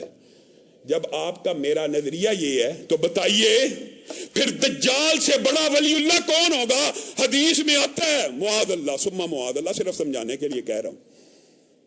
اپنے ساتھ روٹیوں کے، مراد اناج کے، پانیوں کے پہاڑ لے کے چلے گا۔ صحابہ حیران ہو گئے، پہاڑ اناج کے، پہاڑ پانیوں کے؟ ہاں، رسول اللہ نے کہا اللہ کے لیے یہ آسان ہے۔ قوموں کے پاس جا کے کہا کرے گا میرے پہ ایمان لے آؤ، میں تمہارا رب ہوں۔ بدلے میں کیا ملے گا؟ تمہارے مویشی، تمہاری زمینیں اناج دیں گی، غلہ دیں گی، معیشت کا میرے بھائیوں ڈورا، معیشت کا چکر، یہ جو سرمایہ دارانہ نظام ہے نا، یہ سسٹم دجالی ہو سکتا ہے، لیکن یہ دجال ایک شخصیت بھی ہے جو کہے گا تمہاری معیشت درست کر دوں گا۔ انسان کو سب سے زیادہ اس دنیا میں جو چیز اچھی لگتی ہے کیا لگتی ہے؟ معیشت۔ کیسے درست کرے گا؟ حکم کرے گا زمین غلہ اگانا شروع کر دے، سامنے غلہ اگنا شروع ہو جائے گا۔ مویشیوں کو کہے گا جاؤ ہانک کے لے جاؤ۔ مویشی ایک ہی دن میں، حدیث کے الفاظ ہیں، ایک ہی دن میں آئیں گے، ان کے وزن بڑھ چکے ہوں گے، ان کا دودھ بڑھ چکا ہوگا۔ تو بتائیے وہ قومیں ایمان نہیں لائیں گی۔ اور بعض جو انکار کریں گے دجال کو پہچان کے، ان کے اوپر زمینوں کو بنجر کر دے گا، ان کی ساری جو دودھ دینے والے جانور ہیں ان کو ایسا کر دے گا کہ دودھ کا ایک قطرہ بھی نہیں نکلے گا، یعنی آزمائش بھی ہے۔ اسی لیے رسول اللہ صلی اللہ علیہ وسلم نے کہا جو دجال کو پائے اپنے آپ کو بندہ مومن سمجھ کے اس کے قریب نہ جائے، کہ اپنی طرف سے وہ کہے گا میرا ایمان بڑا مضبوط ہے، لیکن اللہ تعالیٰ نے اس کو کچھ ایسی قوتیں اور طاقتیں دی ہے، شام نہیں گزرے گی وہ بے ایمان ہو جائے گا اس کی قوتوں اور طاقتوں کو دیکھ کر۔ لیکن میں اور آپ ہم یہ سمجھتے ہیں کہ یہ جی اولیاء اللہ کے کام ہیں. رسول اللہ صلی اللہ علیہ وسلم نے ایک دن پریشانی سے اٹھے, یہ بہت زیادہ حدیث ہے, پریشانی سے اٹھے, کہا نوح سے لے کے نوح میرے تک کوئی نبی اور پیغمبر ایسا نہیں آیا جس نے اپنی امت کو دجال سے نہ ڈرایا ہو, اور اب میں تو آخری نبی ہوں اور میرے بعد نبی کوئی نہیں آنا, اس لیے مجھے سمجھ آ گئی ہے کہ یہ فتنہ میری ہی امت کے اوپر آئے گا. نوح سے لے کر محمد صلی اللہ علیہ وسلم تک ہر نبی اپنی امتوں کو اس فتنے سے ڈراتا چلا آ رہا ہے. اور یہاں سے بعد محدثین نے استدلال کیا کہ دجال نوح کے دور میں بھی پیدا ہو چکا تھا. اس بارے میں صحیح تفاصیل معلوم نہیں ہے, لیکن یہ بات حقیقت ہے کہ دجال عام انسانوں سے فرق قسم کی تخلیق ہے, اگرچہ اولاد آدم میں سے ہے, کیونکہ تمیم داری کی مشہور حدیث جو ہے فاطمہ بنت قیس سے, اس کے اندر یہ بات پتہ چلتی ہے کہ صحابہ دجال سے مل کے آئے, گویا اس وقت دجال زندہ تھا. آج کا بھی حساب لگا لیجئے تو 1400 سال سے زیادہ تو وقت ہو چکا ہے. اس لیے محدثین نے اس بات کو لکھا ہے کہ نوح کے دور میں بھی دجال موجود تھا, بعد نے کہا نوح کی اولاد میں سے تھا, لیکن زیادہ تر کا جو موقف ہے وہ یہی ہے کہ اولاد آدم میں سے تھا. اب یہ نہیں پتا اس کے شجرے کے بارے میں, یہ بھی بات یاد رکھیے, یہ جو اس کا شجرہ بیان کیا جاتا ہے کہ دجال یافس کا بیٹا یافس, اس طرح یہ شجرہ صحیح معنوں میں محفوظ نہیں ہے, لیکن حقیقت یہی ہے کہ یہ انسانوں میں سے ہے, یہ آدم کی اولاد میں سے ہے. اللہ تعالیٰ نے ایک فتنہ رکھا ہے, اور صحیح مسلم کی حدیث کی جو شرح بعض محدثین نے کی ہے ان میں 2 امکانات پائے جاتے ہیں. ایک یہ جو کہا گیا نا کہ یہ قیامت تک, آدم سے لے کے قیامت تک کا سب سے بڑا فتنہ ہوگا. یہاں سے ایک سیدھا معنی تو وہی ہے جو میں اور آپ سمجھ رہے ہیں کہ اس سے بڑا فتنہ دنیا میں کوئی نہیں ہوگا. اور دوسرا معنی بعض محدثین نے کیا لیا کہ یہ انسانوں میں سے سب سے بڑی تخلیق ہوگا, یعنی اس کا قد کاٹ اور اس کی لمبائی چوڑائی انسانوں میں سے آدم سے لے کے قیامت تک جتنے بھی پیدا ہونے ہیں سب سے لمبا چوڑا, قوی اور مضبوط ہوگا. لیکن رسول اللہ صلی اللہ علیہ وسلم امت کو یہ بیان کر رہے ہیں میں آخری نبی ہوں, اور اب مجھے یقین ہے کہ وہ میری ہی امت میں فتنہ ظاہر ہونا ہے, لیکن میری امتیوں ایک بات یاد رکھنا, ایک بات جو ہم نے یاد رکھنی ہے, اپنی آئندہ آنے والے نسلوں کو بھی بتلانی ہے, اور ان نسلوں کو یہ تلقین کرنی ہے کہ آئندہ آنے والی نسلوں کو بتاتے چلے آئیں. وجہ کیا ہے؟ دجال کا ظہور اس وقت ہوگا جب منبر و محراب سے اور امت میں اس کا ذکر ختم ہو چکا ہوگا, اس کا ذکر ختم ہو چکا ہوگا کہ لوگ کہیں گے جیسے آج ہی پیدا ہو گئے ہیں. کئی احادیث ایسی ہوتی ہیں بندہ حیران ہے, آج ہی پیدا ہو گئے. ہمارے دور میں وہ لوگ موجود ہیں جو دجال کی شخصیت کا انکار کر چکے ہیں. تو امت کے اوپر ایک وقت ایسا آنے والا ہے جب لوگ کہیں گے یہ ایسے ہی ایک نام رکھا ہوا تھا, یہ کوئی بندہ نہیں تھا. جب یہ معاملات امت میں آ جائیں گے نا, دجال کا ظہور تب ہوگا تاکہ لوگ احادیث بھول جائیں اور ان کے اوپر معاملہ مشتبہ ہو چکا ہو, اشتباہ پڑ چکے ہوں. تب اس کا ظہور ہوگا تاکہ فتنہ اور قوی ہو اور ایمان لوگ زیادہ لے کے آئیں گے. رسول اللہ صلی اللہ علیہ وسلم نے جو نشانی بتلائی کہ میرے امتیوں ایک بات یاد رکھنا, جو کسی نبی کو بھی اللہ تعالیٰ نے آگاہ نہیں کیا, اللہ کے فضل سے میں محمد کو آگاہ کر دیا صلی اللہ علیہ وسلم. وہ یہ ہے کہ دجال ایک آنکھ سے کانا ہوگا. کسی صاحب کا امت کو نہیں تھا پتا. رسول اللہ صلی اللہ علیہ وسلم کی امت کو یہ خبر رسول اللہ نے دے دی کہ اس کی ایک آنکھ مٹی ہوئی ہوگی, مسخ شدہ ہوگی, اور اس مسخ شدہ آنکھ میں ہلکا سا ایک چھوٹا سا ناخن ہوگا بدنما بھدا, اور دوسری آنکھ سبز رنگ کی ہوگی چمکدار. اور بعد نے ان احادیث کی مختلف احادیث سے تطبیقات بھی کی. میں آپ کے سامنے خلاصہ رکھ رہا ہوں. میرے امتیوں, رسول اللہ صلی اللہ علیہ وسلم نے کہا میرے امتیوں یاد رکھنا تمہارا رب معادلہ کانا نہیں ہو سکتا. اور پھر دوسری تلقین کیا کی, اللہ کی قسم اتنی سیدھی سچی صاف ستھری تبلیغ رسول اللہ کر گئے ہیں, پھر بھی ہمیں ابلاغ کرنا پڑتا ہے. دکھ ہوتا ہے, لوگوں کو اتنی عام فہم بات سمجھ نہیں آتی. رسول اللہ نے کہا میرے امتیوں یاد رکھنا تمہیں کبھی بھی تمہارے رب کا دیدار موت سے قبل نہیں ہو سکتا. کہاں گئے عقیدے, فلاں پیر صاحب نے اللہ کا دیدار کیا, فلاں فلاں فلاں, اللہ معاف کرے تانو تشنی مقصود نہیں ہے. 150 سے زائد ایسے اولیاء صوفیاء शरीयत हो रहा है, तरीकत हो रहा है, तरीकत में मौजूद हैं जिन्होंने सीधा सीधा अल्लाह का दीदार किया हुआ। रसूलुल्लाह कह रहे हैं मेरे उम्मत में से मरने से पहले कोई बंदा अल्लाह को नहीं देख सकेगा, और एक ये बहुत बड़ा टूल होगा, बहुत बड़ा टूल होगा दज्जाल के इनकार का। दज्जाल जब कहेगा मैं तुम्हारा रब हूं, तो जो लोग ईमान वाले होंगे वो कहेंगे हम अपने रब का दुनिया में दीदार नहीं कर सकते, उनको दज्जाल कत्ल करेगा। पिछली बारी भी ये हदीस आपके सामने रखेंगे, उनमें से एक ऐसा ईमानदार होगा, एक मरतबा उसको कत्ल कर दिया जाएगा और दज्जाल दूसरी मरतबा कत्ल करने लगेगा, कत्ल न कर सकेगा। और रसूलुल्लाह सल्लल्लाहु अलैहि वसल्लम ने कहा उसका ईमान उस दौर के मुसलमानों में सबसे ज्यादा होगा। दज्जाल के मुंह पे कहेगा मैं तुझे रब नहीं मानता, कत्ल करने के बाद जब जिंदा करेगा कहेगा हाँ हाँ तू ही है वो, ये बात मेरे तक पहुंची थी।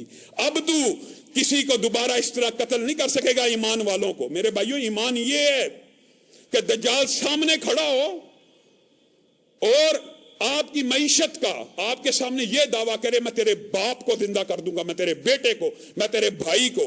रसूलुल्लाह सल्लल्लाहु अलैहि वसल्लम ने कहा उम्मत में से सबसे पहले जो उसकी तरफ माइल होंगे वो कौन लोग होंगे? उम्मत की औरतें।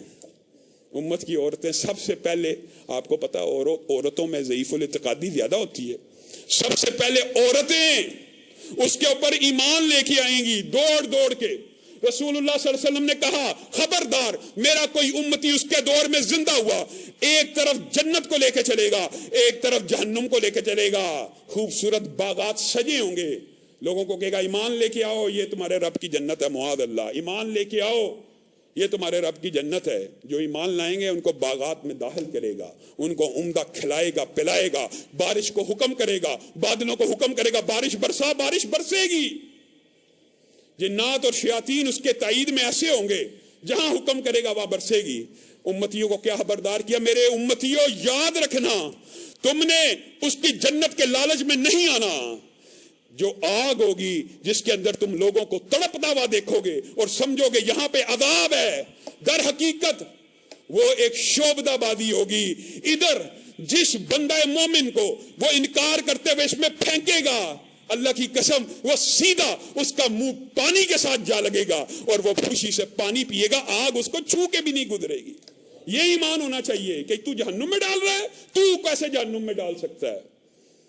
ये डाल दे, बेखतर कूद पड़ा आतिशे नमरूद में इश्क। ये जो ईमान है ये इस तरह का होना चाहिए। अच्छा तू कहता है ये आग है तो फिर डाल दे, हमने रसूलुल्लाह से सुन लिया ये आग नहीं है, ये हमारे लिए मीठा पानी है। ऐसा ईमान होना चाहिए। लेकिन हम यकीन मानिए दुख होता है, छोटे छोटे दज्जाल शोबदाबाद हर गली की नुक्कड़ पे बैठा हुआ, जो छोटा सा छोटा शोबदाबाद है ना, हम तो उसके ऊपर ईमान ले आते हैं। मुआद अल्लाह, मुसलमानों की हालत तो ये है, कई दफा दुख होता है और ये बात मैं कहने पे मजबूर हूं। यूरोप के अंदर ये जो शोबदाबादी है ना, इसको कहते हैं एल्यूजनिस्ट, मैजिशियन।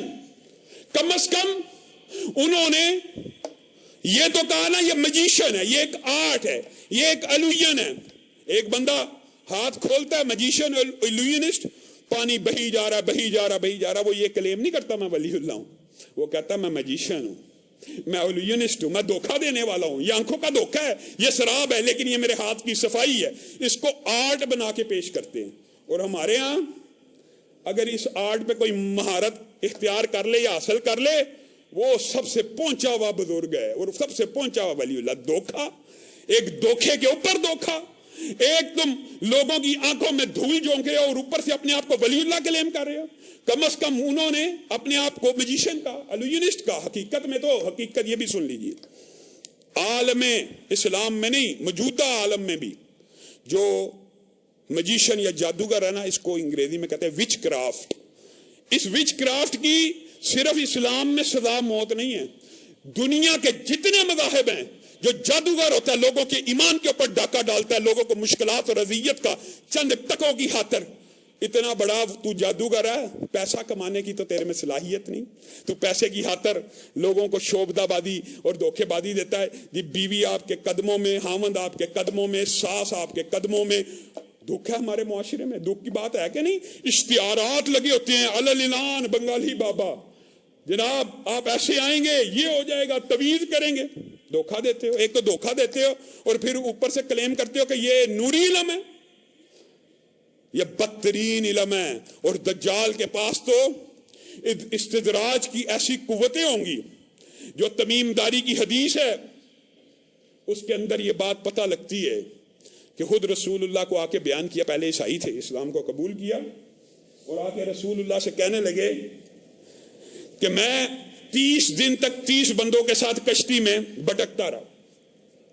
طوفان آ گیا, بالآخر ایک جزیرے کے اوپر جا کے میری کشتی لگی. میرے بھائیو, یہ حدیث بڑی معروف ہے اور یہ حدیث صحیح ہے. اور یہاں سے اس بات کا پتہ چلتا ہے کہ دجال ایک شخصیت ہے, ایک ذات ہے. جو حلیہ رسول اللہ نے بیان کیا وہ تخیلاتی نہیں ہے, وہ خیال نہیں ہے, وہ ڈالر کی آنکھ نہیں ہے. علی بتہ اس حدیث سے یہ بات بھی پتہ چلتی ہے کہ دجال کا لوگوں کے ساتھ انٹریکشن ہونا یہ چمبے کی بات نہیں ہے, یہ ممکنات میں سے ہے. دجال کا لوگوں سے گفتگو کرنا یہ ممکنات میں سے ہے. دجال کا اپنے ایجنٹوں کے ساتھ رابطے میں رہنا یہ ممکنات میں سے ہے. یہ تمیم داری کی حدیث بیان کرتی ہے. 30 دن طوفان کا شکار رہے, کشتی بالآخر جزیرے پہ لگی. جزیرے پہ لگتے ہی سب سے پہلی بات ہم نے ایک عجیب و غریب مخلوق دیکھی جس کے جسم کے اوپر صرف بال ہی بال تھے, جیسے ریچھ کے بال ہوتے ہیں نا, لیکن ریچھ سے بھی اتنے بڑے تھے. ریچھ کا منہ تو پتہ چلتا ہے نا کہ کہاں ہے, اور دم تو پتہ لگتی ہے نا کہ کہاں ہے. صحابی بیان کرتے ہیں اتنے زیادہ بال تھے کہ ہم یہ جج نہ کر سکے کہ اس کا منہ کس طرف ہے اور اس کی دم کس طرف ہے. اور اس سے پوچھا, بدبخت تو کون ہے؟ تو کہنے لگی میں جساسا ہوں, میں جاسوس ہوں. مراد یہ ہے کس کی؟ اس بندے کی. مراد دجال. کہاں پہ؟ خانقاہ میں بیٹھا ہوا تم لوگوں کا منتظر ہے, جو بھی یہاں پہ اترتا ہے اس سے خبریں لیتا ہے, پوچھتا ہے. تو یہاں سے یہ بات ثابت ہوتی ہے کہ دجال لوگوں کے ساتھ انٹریکشن کرتا ہے اور اللہ تعالیٰ نے اس کے لیے ایک ایسا خادم مقرر کیا ہوا ہے جس کو جساسا کہا گیا ہے, جو گفتگو بھی کرتا ہے اور لوگوں کو اس سے ملواتا بھی ہے. اور حدیث کے اندر ایک بات اور بھی آتی ہے, ابن سیاد کی حدیث میں ابن سیاد نے قسم کھا کے یہ بات کہی تھی. بات لمبی ہو جائے گی ابن سیاد کے بارے میں. بعض صحابہ کا یہ خیال تھا کہ یہی دجال ہے, تو ابن سیاد نے اپنے بارے میں چند باتیں کہیں جو ایسی تھیں جو حدیث کے مطابق تھیں. کہا کیا تم نے نبی کریم سے نہیں تھا سنا کہ دجال مدینہ میں داخل نہیں ہوگا؟ میں تو مدینہ میں پیدا ہوا ہوں. کیا تم نے نبی سے یہ نہیں تھا سنا دجال کی اولاد نہیں ہوگی؟ میری تو اولاد ہے. ہاں, علی بتہ اس حدیث میں ابن سیاد نے ایک بات کہی. کہا یہ ضرور میں کہتا ہوں کہ مجھے پتا ہے کہ کس مقام کے اوپر اس وقت دجال موجود ہے اور اس کے باپ کا نام کیا ہے اور اس کا حلیہ کیا ہے, میں سب جانتا ہوں. اس سے مراد یہ ہے کہ دجال سے ملاقات جنبے کی بات نہیں ہے. دجال سے رہنمائی لینا, وہ جو فری میسنز کی آپ سٹوریاں سنتے پڑھتے ہیں اور جو دجال کے آنے کے انتظار کر رہے ہیں اور اس کی پوجا کرتے ہیں اور اس کی عبادت کرتے ہیں, ممکنات میں سے ہے. اس بات کا میں انکار نہیں کر رہا, ممکنات ہے, ہو سکتا ہے اس سے ملتے ہوں. ایک صحابی رسول 30 بندوں کے ساتھ اس جزیرے پہ اترا, جساسا اس کو دجال کے پاس لے گیا اور دجال نے جو سوال کیے وہ کیا تھے؟ 3 مشہور سوال آپ سب جانتے ہیں, مختصر دہراتا ہوں. بیسان کا نخلستان کیا آج بھی پھل دیتا ہے؟ صحابہ نے کہا جی ہاں دیتا ہے, لیکن آپ کو آج میں یہ بات بتلاتا ہوں, اس وقت بیسان میں صرف 2 کھجور کے پودے ہیں, باقی رہ گئے ہیں, اور وہ دونوں بھی پھل نہیں دیتے. اس وقت دیا کرتے تھے.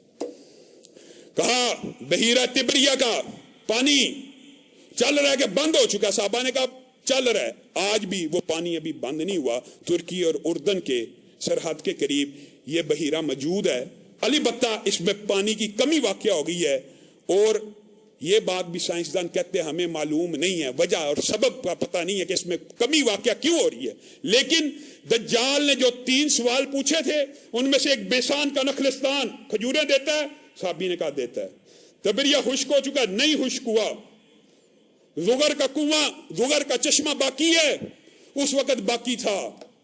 صحابہ نے کہا باقی ہے. زغر حضرت لوط کی ایک بیٹی کا نام تھا جہاں پہ ان کو دفن کیا گیا, وہ ایک چشمہ تھا, اس کا نام بھی زغر پڑ گیا. آج وہ چشمہ بھی خشک ہو چکا ہے. تبریہ کا پانی باقی ہے, لیکن چشمہ اور بیسان کے نخلستان خشک ہو چکے ہیں, پھل نہیں دیتے. چوتھا سوال جو آپ سب جانتے ہیں, دجال نے پوچھا کیا امیوں کا نبی آ چکا ہے؟ صحابی نے کہا ہاں ہم اسی کے امتی ہیں. کیا اس نے ہجرت کر لی ہے؟ اس نے ہجرت کر لی ہے, یثرب میں پہنچ چکا ہے. ان قریب تم ساری دنیا کے اوپر غالب آ جاؤ گے. دجال صحابی کو بتا رہا ہے, اور تمہارے لیے بہتر یہی تھا تم اس نبی کی اطاعت کر لیتے. گویا دجال نے جو 4 سوال پوچھے تھے ان میں سے اس وقت صرف ایک نشانی پوری ہوئی تھی, اور کیا تھی؟ نبی امی آ چکے ہیں. جی آ چکے ہیں. ہجرت ہو چکی ہے. میں اسی ہجرت کا انتظار کر رہا تھا کیونکہ میرا ظہور اور خروج اس ہجرت کے بعد ہوگا, لیکن میرے خروج کی باقی 3 نشانیاں بھی ہیں. زغر کا چشمہ خشک ہو جائے گا, بحیرہ تبریہ خشک ہو جائے گا, اور بیسان کے نخلستان کا ایک پودا بھی کھجور کا پھل نہیں دے گا. آج ان 4 میں سے 3 نشانیاں پوری ہو چکی ہیں, ایک نشانی باقی رہ گئی ہے. اور دجال جب خروج کرے گا اس کے بعد کیا معاملات آئیں گے, یہ نہایت مختصر, کیونکہ سیرت کا باب چل رہا ہے. اگلے جمعے میں اسی بات کو کلوز کر کے وائنڈ اپ کر کے انشاءاللہ سیرت کی باب کی طرف آئیں گے. اللہ رب العزت جو کہا گیا, جو سنا گیا, ان کو سمجھنے کی توفیق عنایت. ان الحمد لله نحمده ونستعينه ونستغفره ونؤمن به ونتوكل عليه ونعوذ بالله من شرور انفسنا ومن سيئات اعمالنا. من يهده الله فلا مضل له ومن يضلل فلا هادي له واشهد ان لا اله الا الله واشهد ان محمدا عبده ورسوله. اما بعد فان خير الحديث كتاب الله وخير الهدي هدي محمد صلى الله عليه وسلم وشر الامور محدثاتها وكل محدثة بدعة وكل بدعة ضلالة وكل ضلالة في النار. معزز سامعین گرامی قدر, امریکہ میں ٹرمپ کا اقتدار جو اس کے انتقال کا جو پروسیس ہے سب آپ مشاہدہ کر رہے ہیں, اور وہ قومیں جن سے آپ جمہوریت کا سبق سیکھنے کا, یہ جو دیسی لبرلز ہمیں سبق دیا کرتے تھے کہ ان سے سیکھا جائے کیا, ڈیموکریسی کیا ہے, آزادی اظہار کیا ہے, آزادی گفتار کا ہے کیا ہے, پرائیویسی کیا ہے.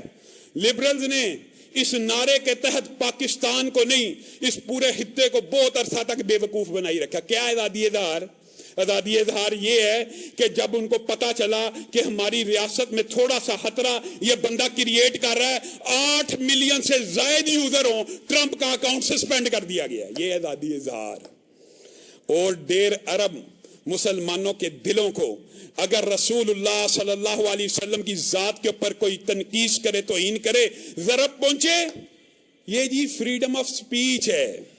مسلمانوں کی دل کے اوپر ضرب لگے, ان کے جذبات مشتعل ہوں, ان کے دینی سینٹیمنٹس کو مجروح کیا جائے, یہ آزادی اظہار ہے. تمہاری ریاست کے اندر کوئی تمہارا اپنا پریزیڈنٹ تمہاری ریاست کی بعض اکائیوں کو ایڈریس کرے تو یہ آزادی اظہار کی خلاف ورزی ہے, اور تم اس کا اکاؤنٹ سسپینڈ کر دو.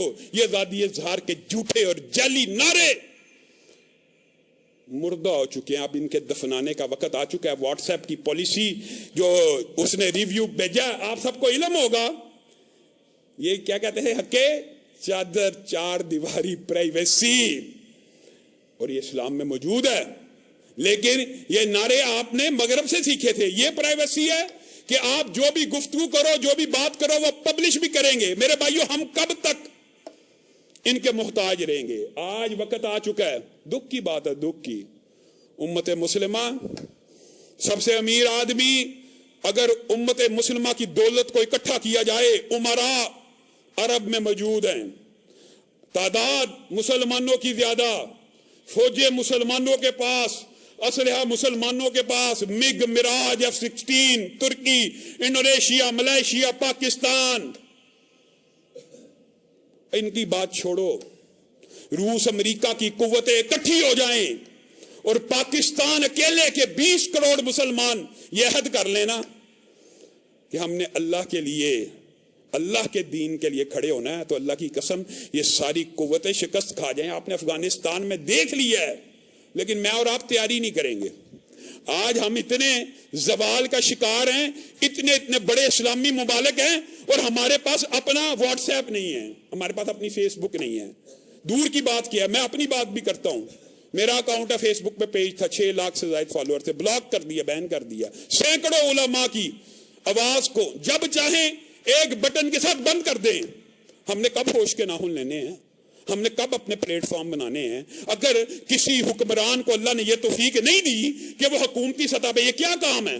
یہ کوئی کام نہیں ہے, یہ نہایت چھوٹا کام ہے, لیکن ان کی ترجیحات فرق ہیں. یہ غلام در غلام ہے, یہ غلام در غلام ہے. یہاں پہ غلامی میں آگے بڑھنے کا ٹرینڈ ہے. ایک سلوٹ کرتا ہے تو دوسرا لمبا لیٹ جاتا ہے کہ میرے پہ زیادہ ان کی التفات ہو. یہ دوڑ لگی ہوئی ہے. کیا مسلمان امت، میں کہتا ہوں اگر میں اور آپ ہی اس مشن میں اکٹھے ہو جائیں نا، اللہ کی قسم ہم جیسے کمزور لوگ بھی مل ملا کے امت مسلمہ کو ایسے پلیٹ فارم دے سکتے ہیں. یہ کوئی بڑا کام نہیں ہے. یہ سافٹ ویئر کے ماہرین اس طرح کے پلیٹ فارمز بنا سکتے ہیں. صرف کس کی ضرورت ہے؟ وسائل کی. اور حکومتوں کے سامنے یہ وسائل کی کیا اہمیت ہے؟ کوئی اہمیت نہیں ہے. لیکن یہ ہماری پریورٹیز اور ترجیحات کا فرق ہے. یہ ذاتی اظہار کے چیمپئنز نے جب ان کے سامنے کہا جاتا ہے رسول اللہ کی توہین ہم برداشت نہیں کریں گے، ہمارے میں افراتفری انتشار پھیلتا ہے. مجھے بتائیے یہ ایک جینون ڈیمانڈ ہے کہ نہیں؟ تم نے توہین عدالت کا قانون بنایا ہوا ہے، توہین آرمی کا قانون بنایا ہوا ہے، توہین ریاست کا قانون بنایا ہوا ہے، توہین پرچم، برطانیہ کے پرچم کو جلایا جائے سزا ملے گی، آسٹریلیا کے پرچم کو جلایا جائے سزا ملے گی. ایک مذہب کے سب سے بڑے رہنما کے خلاف بکواس کی جائے تو معاشرے میں انتشار اور افراتفری نہیں پھیلتی. وہ تم کہتے ہو آزادی اظہار ہے، اور ٹرمپ اگر تقریر کرے معاشرے میں جو افراتفری پھیلے تم کہتے ہو یہ فریڈم آف سپیچ کے خلاف ہے. یہ منافقانہ طرز عمل ہے. اور اللہ کا شکر ہے اسلام آباد میں ایک انسداد دہشت گردی کی عدالت نے ان 3 بدبختوں کو جو ایک عرصے سے مسلمانوں کا کلیجہ جلا رہے تھے، ایک کا نام ایاد نظامی، یہ اس کا نک نیم تھا. یہ بدبخت سوشل میڈیا کے اوپر رسول اللہ صلی اللہ علیہ وسلم کے بارے میں بکواس کیا کرتا تھا. اور اللہ کا شکر ہے راجہ عباس نے، جج نے ان تینوں کو سزائے موت سنا دی ہے. اور پروفیسر جو ان کو گائیڈ کیا کرتا تھا اس کو 10 سال کی سزا سنا دی، کیونکہ اس کے اکاؤنٹ کے اوپر تو ان کا مواد نہیں نکلا. لیکن جن تینوں کے اوپر سے مل گیا ان کو سزائے موت ہو گئی ہے. لیکن راجہ صاحب ایک دکھ کی بات ہے، جب آپ نے سزائے موت سنائی دی تھی، جب آپ نے ایمانی جذبے کے تحت، قانون شہادت کے تحت، ایویڈنس کے تحت سزا سنا دی تھی تو اس کے اوپر عمل درآمد کا حکم دینا تھا. لیکن ہمارے جج بھی، ویسے تو میں اس جج کو سلوٹ کرتا ہوں، ایسے جج بھی ہمارے لیے نعمت ہیں، لیکن آخر میں بیچارے نے ایک جملہ لکھ دیا، اس سزا کے اوپر عمل درآمد کب ہوگا؟ جب اس کی توثیق اسلام آباد ہائی کورٹ سے ہوگی. یہ بات دکھ کی. آپ نے شہادتیں آپ نے دیکھی، ایویڈنس آپ نے دیکھا، آپ نے ان کو سزائے موت دے دی تو آپ آرڈر کرتے ان کو ٹانگ دیا جائے. پھر آگے یہ جملہ لکھنے کی ضرورت کیا تھی کہ اسلام آباد ہائی کورٹ توثیق کرے گی. یعنی وہی چکر دوبارہ چلنا نہ شروع ہو جائے. اللہ نہ کرے پاکستان پھر اس حالات کی طرف چلا جائے، ہائی کورٹ سے اگر ہو جائے تو ہو جائے، نہ ہو تو سپریم کورٹ سے کینسل ہو جائے. آسیہ ملونہ کی طرح یہ 3 بدبخت بھی ملک سے فرار کرا دیے جائیں. اور دکھ اور افسوس پتہ کیا ہوتا ہے؟ دکھ ہوتا ہے. دکھ کی بات ہے کیسے بیانات آ رہے ہیں. بیان آ رہا ہے دینی مدارس کے جو طلبہ ہیں وہ سیاست میں حصہ نہ لیں. دینی مدارس کے جو طلبہ ہیں وہ سیاسی مارچوں میں نہ آئیں. دینی مدارس کے طلبہ جو ہیں وہ یہ کریں. شرم نہیں آتی؟ یہ کس قسم کا آپ نے بیان دیا اور کس قسم کے آپ کے وزراء اس کو پراپوگیٹ کر رہے ہیں. بول چینل کے اوپر بیٹھ کے، دیگر چینلز کے اوپر بیٹھ کے. کوئی حیا، کوئی شرم نام کی چیز بھی ہوتی ہے. کیا کبھی کسی یونیورسٹی کے طالب علم کو یہ کہا گیا ہے کہ تو ووٹ نہ ڈال؟ یہ مدرسے کے طالب علم اتنے ضعیف اور کمزور ہیں کہ جن کو تم ووٹ ڈالنے کا حق نہیں دے رہے، جن کو تم کہتے ہو کہ یہ سیاست میں حصہ نہ لیں. اللہ کی قسم مدرسے کے طالب علم کی دینی بصیرت کی بات نہیں کر رہا، سیاسی بصیرت بھی، سیاسی فہم بھی یونیورسٹی کے بچوں سے کہیں آگے کا ہوتا ہے. اور اگر پاکستان کا ایک رہائشی ہے، اس کا آئی ڈی کارڈ پاکستان کا بنا ہے، تیرے میں یہ کیا جرت ہے؟ یہ کیا برطانوی سامراج کا نظام ہے؟ کیا مدرسے کے طالب علم تمہارے باج گزار ہیں؟ تم نے یہ بیان کس اصول کے تحت دے دیا کہ مدرسے کا طالب علم سیاست میں حصہ نہ لے؟ جدا ہو دی سیاست سے تو رہ جاتی ہے چنگیزی. کیوں؟ کیا یہ تم ڈسکریمنیشن پیدا کرنے جاتے ہو کہ مدرسے کے طالب علم کو ووٹ کا حق نہیں ہے؟ مدرسے کا طالب علم اپنا لیڈر چننے کا اہل نہیں ہے؟ مدرسے کے طالب علم کی رائے میں وہ صلاحیت اور سکت نہیں ہے؟ یہ کہاں سے نعرے آ رہے ہیں؟ یہ کیا کر رہے ہو؟ کیوں قوم کو تقسیم کر رہے ہو؟ جس طرح یونیورسٹی کے بچے کا حق ہے کہ وہ ووٹ دے، وہ سیاست میں حصہ لے، اسی طرح مدرسے کے ہر بچے کا بھی حق ہے کہ وہ الیکشن بھی لڑ سکتا ہے اور ووٹ بھی ڈال سکتا ہے. آپ کون ہوتے ہیں ان کو سیاست سے روکنے والے؟ میرے بھائیوں، मैं अगर सोख्ता सामा हूं तो ये रोदे सया खुद दिखाया है मेरे घर के चिरागा ने मुझे। आज पाकिस्तान के अंदर ये जो मसाइल है ना, ये इस किस्म की मुनाफिकाना पॉलिसी की वजह से हैं। यूरोप की गुलामी, मगरब की गुलामी। अल्लाह करे जो बात अब मैंने कही है आप सबको समझ आ जाए, कहने वाला सुनने वाला सबको अल्लाह ताला इसके ऊपर अमल करने की तौफीक इनायत फरमाए। मज़ीद ऐसी ही वीडियोस को देखने के लिए हमारे चैनल को सब्सक्राइब जरूर करें और बराह करम वीडियो को लाइक और शेयर भी करें और कमेंट में अपनी राय का इजहार भी करें। फिर मिलेंगे एक नई वीडियो के साथ। अल्लाह हम सब का हामी और नासिर हो।